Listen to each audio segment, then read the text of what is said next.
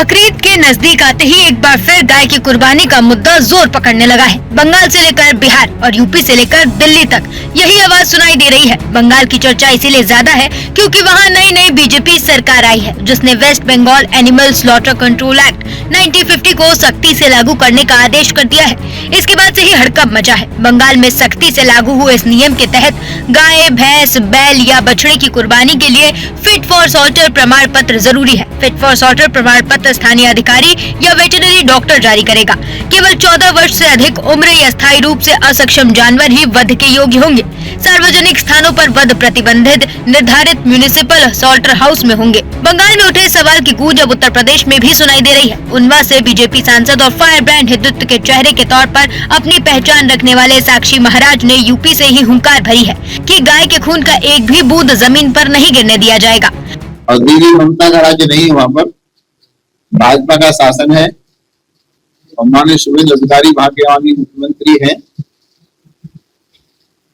अब तक जो वहां अन्याय होता रहा, सारे हिंदुस्तान में जितनी गाय नहीं कटती थी उससे 10 गुनी गाय केवल बंगाल में। लेकिन अब भारतीय जनता पार्टी ने संकल्प लिया है कि गाय का खून हम लोग धरती पर नहीं देने देंगे। गाय हमारी माता है, उसकी रक्षा करने के लिए हम सब काम करेंगे। तो बढ़िया सा कानून बनाया शुभेंदु अधिकारी ने। तो वहां से कुछ लोग परेशान हैं। पहले गाय को केवल बलि देने के लिए जो पाला करते थे, बलि हम देने नहीं देंगे तो लोग गाय गाय को।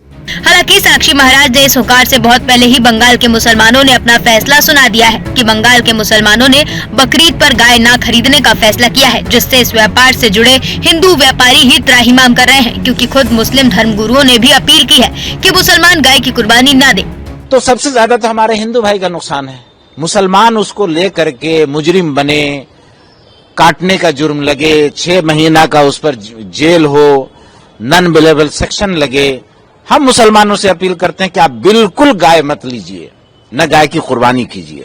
अलबत्ता हम मुसलमानों से ये भी कहना चाहते हैं कि मुसलमान बकरा, खस्सी, छागल जो भी होता है वो खरीदे। और अक्सर बकरी, छागल जो होता है ये हमारे मुसलमान भाई पालते हैं। तो जब आप बकरीद में खस्सी, छागल खरीदेंगे तो मुसलमान भाई का फाइनेंशियल कंडीशन मजबूत होगा, वो ऊपर बढ़ेंगे। और हुकूमत से टकराने की कोई जरूरत नहीं। हुकूमत बैन कर दे, हम तो मुतालबा कर रहे हैं।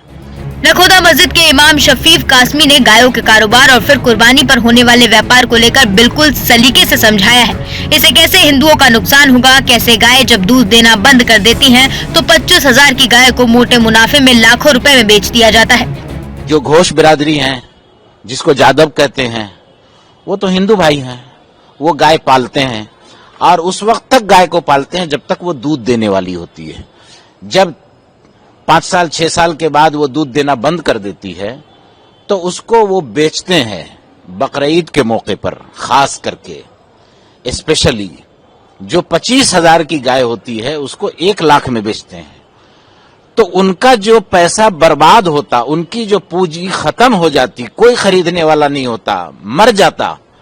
और अगर घर में रखते तो 400-500 रुपया उसको रोजाना खाना खिलाने में लगता, तो उनका घर से पैसा जाता। अब वो पैसा रिटर्न भी नहीं आएगा अगर वो गाय मर गई तो वो 25,000 की गाय को मुसलमानों के हाथ बकरीद के मौके पर 1 लाख में बेचते हैं और एक गाय को बेच करके 4 गाय खरीदते हैं।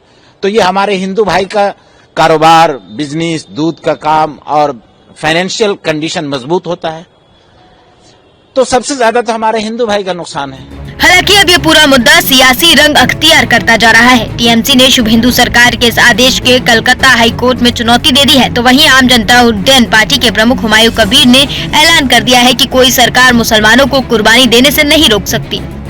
तो सम्मान करना चाहिए, लेकिन कुर्बानी होगा, गाय का भी होगा, बकरी भी होगा, ऊँट भी होगा। तो सारे जो पशु है कुर्बानी के लिए जो जायज है, जो कुरान में जो लिखा हुआ है वो होगा।